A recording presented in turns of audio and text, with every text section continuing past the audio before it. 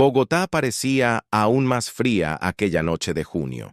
El viento silbaba entre los callejones de la zona rosa, donde las luces del lujo contrastaban con la oscuridad de quienes no tenían dónde dormir. Ariana, con sus 22 años y la piel marcada por noches a la intemperie, caminaba descalza por las aceras, como si ya conociera cada grieta del concreto. Llevaba en los ojos algo que incomodaba a quien la mirara por más de 3 segundos, una mezcla de dolor antiguo y determinación firme. Vivía en la calle desde los 14, cuando huyó de un orfanato donde aprendió más sobre el abandono que sobre el cuidado. En los últimos meses, sin embargo, algo en ella había cambiado. Desde que supo la historia de Mateo Benavides, el hijo del empresario más poderoso del país, que había perdido el movimiento de sus piernas tras un accidente de helicóptero, llevaba consigo un propósito que nadie parecía comprender. Esa noche en particular, mientras la élite de la ciudad brindaba copas de champán bajo candelabros dorados, Ariana se infiltró por la entrada lateral de un club lujoso con la mirada fija en el escenario. Ricardo Benavides pronunciaba un discurso sobre compromiso social ante una audiencia elegante que sonreía sin escuchar de verdad. Cuando ella subió las escaleras y cruzó el salón, nadie entendió qué estaba pasando, pero ella no dudó. Interrumpiendo el silencio ensayado, habló alto, con voz clara y sin titubeos. «Señor Benavides, sé cómo lograr que su hijo vuelva a caminar». Sairs. Murmullo fue instantáneo. Algunos rieron, otros cuchichearon. La seguridad actuó rápido, pero antes de ser arrastrada, Ariana fijó sus ojos en Ricardo y completó. «No tengo nada que perder, pero usted tal vez aún tenga algo que recuperar». Y entonces, como un eco incómodo que quedaría en la cabeza de todos, desapareció de la fiesta tal como había entrado, sin permiso, pero dejando una huella. Ricardo Benavides no era un hombre que se alterara fácilmente. Acostumbrado a negociar cifras astronómicas y lidiar con presiones internacionales, había aprendido a mantener una expresión neutra incluso frente a ataques directos. Pero aquella frase, dicha con firmeza por una desconocida de pies descalzos y ropa sucia, giraba en su mente como una pieza suelta en un engranaje. Esa noche no logró seguir escuchando los elogios aduladores ni los discursos preparados por su equipo. Las palabras de ella habían tocado una herida que él ocultaba con maestría: la culpa. Desde el accidente que dejó a Mateo paralítico, Ricardo vivía como un fantasma dentro de su propia mansión.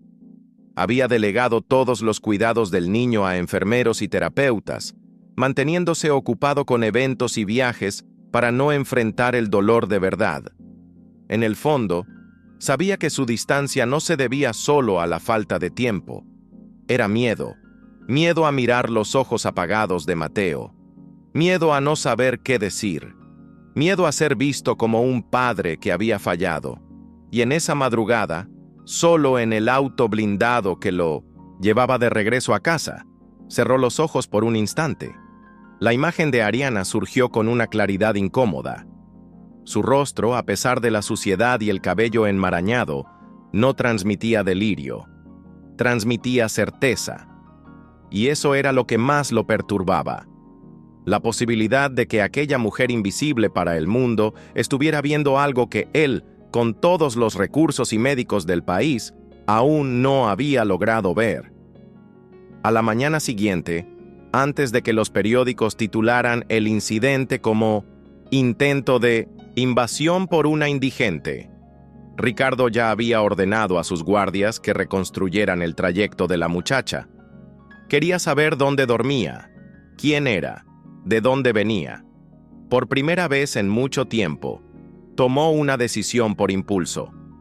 No por estrategia, no para proteger su imagen, sino porque algo en él, algo casi olvidado, clamaba por una respuesta. La información llegó poco a poco. Ariana dormía en un refugio improvisado cerca del cerro de Monserrate, compartiendo cobijas con otras 3 mujeres. No tenía documentos, ni historial médico registrado. Era como si hubiera brotado de la nada. Y aún así, los testimonios de quienes la conocían hablaban de alguien diferente. Una joven que cuidaba de los demás sin tener nada, que sabía aliviar dolores con hojas y masajes, que hablaba con dulzura a los niños de la calle y con firmeza a quienes se aprovechaban de la miseria ajena. Cuando por fin la encontró, sentada sobre una manta, con un gato flaco dormido en su regazo, Ricardo dudó por un segundo. Estaba allí, cara a cara con alguien a quien, hasta 2 días antes, jamás habría mirado a los ojos. Pero algo en él se había quebrado. «Dijiste que podías ayudar a mi hijo. ¿Aún lo sostienes?», preguntó, con la voz tensa de quien carga demasiado peso. Ariana alzó la mirada, serena. «Sí, pero no puedo hacerlo sola. Tendrás que caminar conmigo, literalmente». Ricardo tragó saliva y, aunque no entendía, asintió con un leve movimiento de cabeza. El viaje hacia las montañas fue silencioso, tenso. Ricardo vestía un abrigo demasiado caro para aquel entorno, y sus zapatos de cuero se hundían en la tierra húmeda a cada paso. Ariana caminaba delante con una seguridad desconcertante, como quien ya conocía cada curva de aquel sendero estrecho entre árboles y piedras. El conductor se había negado a subir más allá de cierto punto, y Ricardo, por primera vez en años, tuvo que abandonar el confort para seguir a alguien por fe, y no por garantías. El frío era cortante, pero no más que la ansiedad que le oprimía el pecho. A cada metro avanzado, pensaba en regresar, en abandonar aquella locura y aceptar que su hijo quedaría para siempre en esa silla de ruedas. Pero algo en Ariana se lo impedía. Tal vez era la forma en que no lo adulaba, ni lo temía. Tal vez era la convicción casi infantil con la que hablaba de curación, como si supiera algo que el mundo moderno había olvidado. Cuando llegaron al claro, una pequeña casa de barro, casi fundida con el paisaje, emergió entre los arbustos. Un hombre de piel curtida por el sol, cabello largo y ojos de una calma desconcertante, los esperaba en la entrada.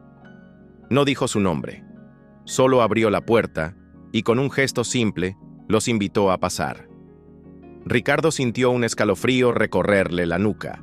Aquello no era una clínica, no había equipos ni diplomas, y aún así, había allí una extraña sensación de acogida, de verdad cruda.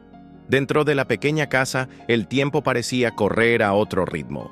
Don Elías hablaba poco, pero cada palabra que decía parecía haber atravesado décadas de silencio.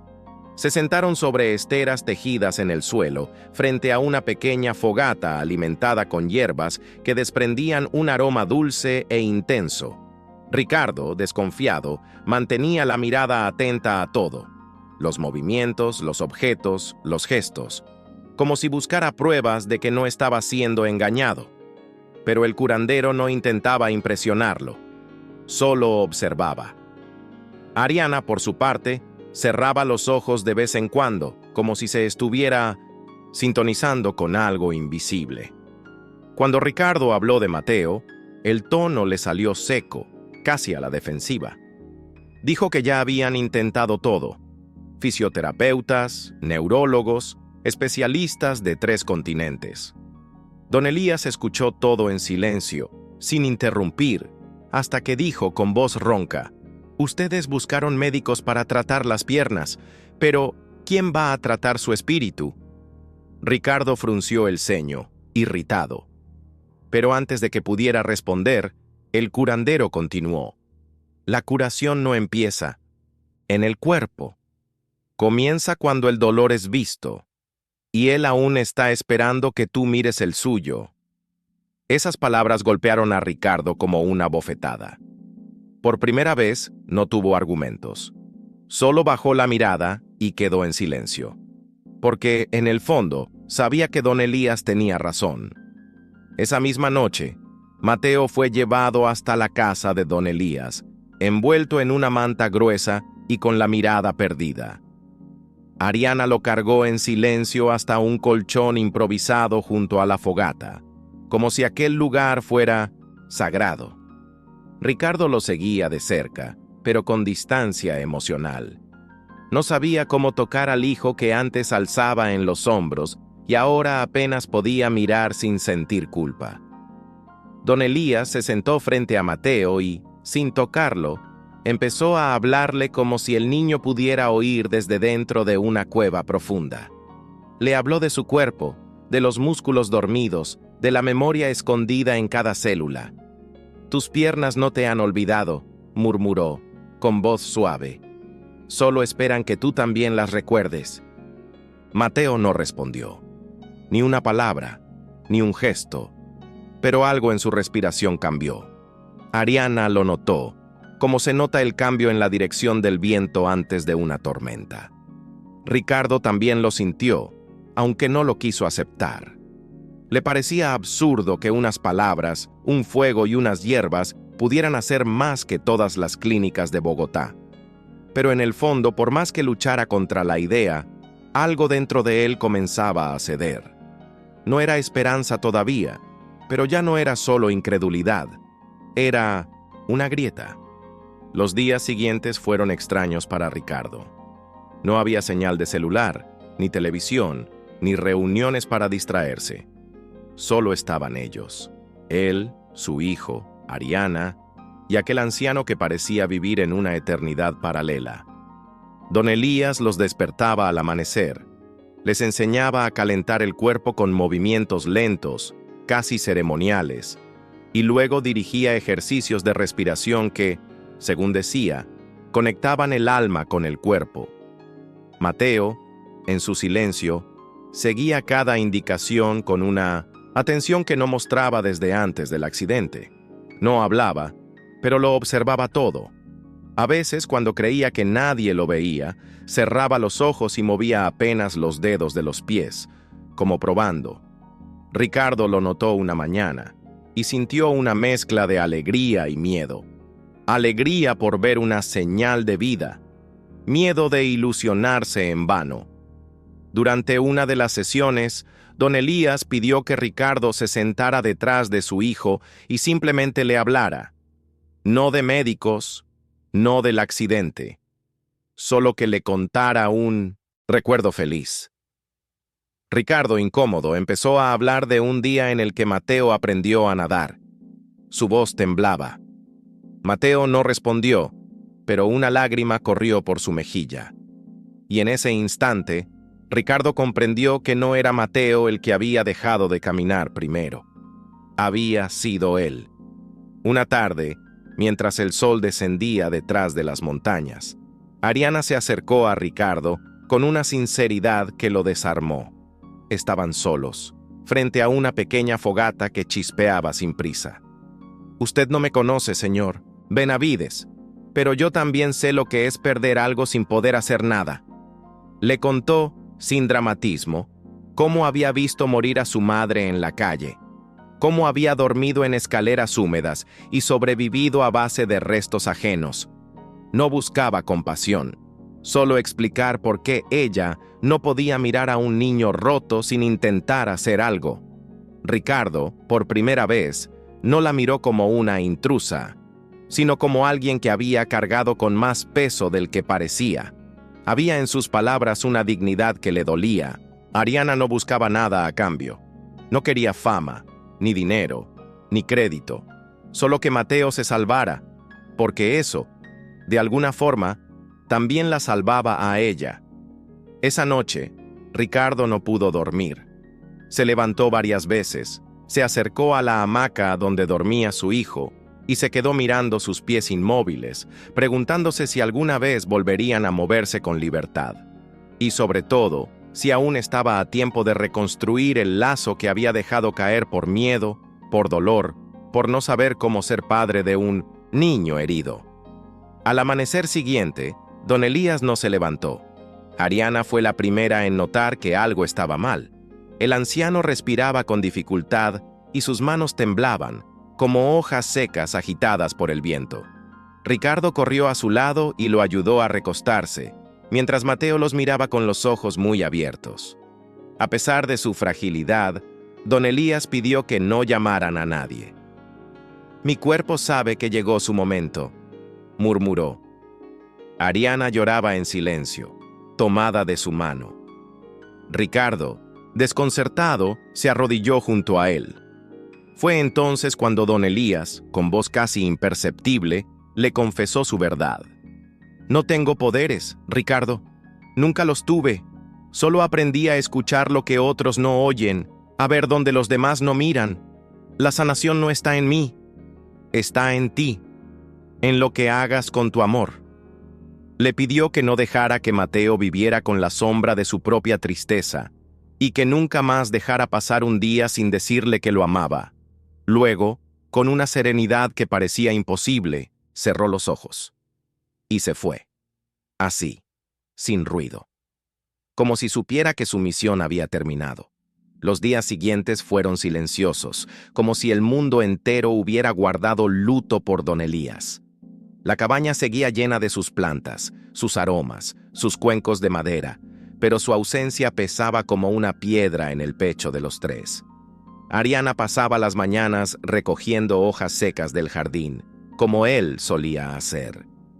Mateo, aunque aún en silla de ruedas, pedía que ojalá su cama quedara cerca de la ventana, para que el sol le tocara el rostro. Ricardo, por su parte, evitaba llamadas, correos, todo aquello que viniera del mundo al que antes pertenecía. Por primera vez en años, no se sentía dueño de nada. Se sentía apenas un padre con miedo, con esperanza, con el corazón latiendo torpemente en dirección a su hijo. En lugar de regresar a Bogotá de inmediato, decidió quedarse. Preparaba el desayuno con manos torpes, contaba cuentos antiguos que su madre le leía de niño y, a veces, simplemente se sentaba al lado de Mateo sin decir nada, dejándolo sentir su presencia. Era como si, poco a poco, cada gesto simple fuera remendando un lazo antes roto. Y aunque no hablaban de cura ni de milagros, algo estaba cambiando, dentro de todos ellos. Una tarde, el aire olía a eucalipto y a tierra húmeda. Ricardo, con una pelota vieja entre las manos, se acercó a Mateo con una sonrisa tímida. ¿Jugamos un rato? El niño alzó los ojos y, sin pensarlo mucho, asintió. Ariana los observaba desde la puerta, sin interrumpir. Ricardo se sentó frente a su hijo y, sin forzar nada, comenzó a empujar la pelota suavemente hacia él. Al principio, Mateo solo la atrapaba con las manos y se la devolvía. Pero en uno de esos rebotes, algo distinto ocurrió. Sintió un cosquilleo leve en los pies, como si un hilo invisible los hubiera tocado. Se detuvo. No dijo nada. Miró a su padre, después a Ariana. Volvió a mirar la pelota. Y esta vez, cuando Ricardo la empujó, él hizo un esfuerzo. Movió ligeramente los dedos de un pie. Apenas un par de milímetros. Pero lo suficiente para saber que algo había despertado. Ricardo soltó la pelota, y sus ojos se hencheran de lágrimas. No dijo ni una palabra. Solo se inclinó hacia su hijo, lo abrazó con fuerza y repitió una frase que ya no le costaba decir. «Estoy aquí. No voy a soltarte nunca más». A partir de ese día, todo se volvió más lento, más íntimo. Ya no había urgencia ni presión por alcanzar resultados rápidos. Cada pequeño avance de Mateo era celebrado con silencio emocionado, con una sonrisa contenida o una mirada que decía más que cualquier aplauso. Ricardo dejó de medir el progreso con ojos de empresario. Empezó a sentirlo con el corazón de un padre. Mateo comenzó a mover los dedos con más frecuencia. A veces intentaba levantar el pie, y aunque no lo lograba, no se rendía. Ariana, siempre cerca, era el puente invisible entre los dos. Ofrecía silencio cuando era necesario, firmeza cuando alguno flaqueaba, y fe constante, incluso cuando todo parecía incierto. Una mañana, Ricardo se dio cuenta de que llevaba días sin revisar su celular y que no lo extrañaba en absoluto. Había descubierto otro tiempo, el tiempo del afecto, del cuidado, de la presencia. Al final de la tarde, alrededor de la fogata encendida por Ariana, Ricardo se sentó junto a Mateo, como hacía cada noche desde la partida de don Elías. Con una manta sobre las piernas del niño, le contó una historia de su infancia y luego preguntó con suavidad: ¿Me perdonas por todo? Mateo tardó en responder. Miró al cielo, luego a las manos de su padre, y por fin dijo: «Solo quería que estuvieras aquí. Ahora que estás, creo que eso era lo que necesitaba». Ricardo sostuvo sus manos pequeñas y por primera vez no sintió culpa, sintió alivio. El vínculo estaba allí, reconstruido palabra por palabra, silencio por silencio. No necesitaban promesas grandiosas, solo ese instante verdadero. Ariana, del otro lado del fuego, sonrió discretamente. Sabía que el milagro no estaba en los músculos. Estaba en el amor que finalmente había encontrado camino. Pasaron algunos días más antes de que Ricardo tomara la decisión que cambiaría para siempre el rumbo de sus vidas. Una mañana, mientras Ariana recogía leña y Mateo dibujaba con un palo sobre la tierra húmeda, él se acercó a ambos con una serenidad poco habitual en él. Llevaba entre las manos un pequeño cuaderno de tapas desgastadas, el diario de don Elías. Lo había encontrado debajo del colchón, entre los restos de una vida dedicada a la escucha, al silencio y a la esperanza. Sin decir una palabra se lo ofreció a Ariana. Ella lo recibió con respeto, como quien recibe una herencia sagrada. Dentro estaban escritos los nombres de los que pasaron por aquella cabaña, los dilemas que cargaban, las palabras que dejaban, y al final, una anotación con letra más firme. La niña de ojos tristes aún verá flores donde hoy solo ve piedras. Ella es puente y también destino. Ariana leyó en silencio, con los ojos llenos de lágrimas. Por primera vez, sintió que alguien realmente había visto quién era ella. Ricardo esperó a que cerrara el cuaderno y entonces habló, sin rodeos. «Quiero que te quedes con nosotros, no por gratitud, ni por lástima, sino porque somos mejores cuando estás cerca. Mateo sonríe más, yo duermo mejor, y quizás tú también necesites un hogar». Ariana no respondió de inmediato. Levantó la mirada, buscando alguna mentira escondida, pero en su rostro solo había verdad. Y entonces, por primera vez en mucho tiempo, sintió que no necesitaba huir, que tal vez podía aceptar.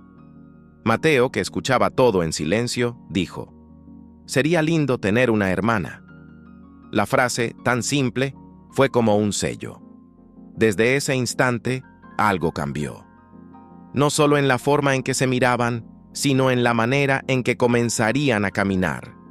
Juntos, con todos los dolores, pero también con toda la esperanza que aún cabía en sus corazones. La nueva etapa comenzó de forma discreta. Un regreso silencioso a Bogotá, sin anuncios, sin prensa, sin coche oficial. Ricardo, Ariana y Mateo llegaron a la antigua casa con una mochila al hombro y una certeza en el pecho. Nada volvería a ser como antes. El palacio de vidrio y mármol ahora parecía demasiado grande para tanto silencio, pero eso cambió poco a poco. Ricardo transformó el despacho en un taller improvisado para los dibujos de Mateo. La sala de reuniones se convirtió en una biblioteca con cojines en el suelo, y en la terraza, antes usada para cenas corporativas, colocaron una hamaca donde los tres pasaban largas tardes escuchando música y observando el cielo. La presencia de Ariana allí, ahora oficialmente parte de la familia, trajo un equilibrio inédito. No buscaba lujos ni protagonismo, solo un espacio donde pudiera ser finalmente quien era y ser amada por eso. Las semanas siguientes estuvieron marcadas por cambios pequeños, pero significativos. Ricardo empezó a rechazar invitaciones a eventos de la élite y, en su lugar, Dedicaba su tiempo a un proyecto que había estado archivado durante años, una fundación enfocada en la rehabilitación física y emocional de niños en situación de vulnerabilidad. Mateo era el embajador simbólico de la causa, no por el milagro de su recuperación, sino por la fuerza del vínculo que lo curó. En una de las primeras entrevistas que concedió, Ricardo dijo con sencillez: «No fue la ciencia la que salvó a mi hijo, fue el amor. Y una chica valiente que entró en mi vida sin pedir permiso». La frase se volvió viral, pero lo que realmente importaba no estaba en las redes sociales, estaba en la rutina, en la nueva vida que construyeron juntos, y sobre todo, en la certeza de que, a veces, el verdadero milagro ocurre cuando alguien tiene el coraje de creer en lo imposible.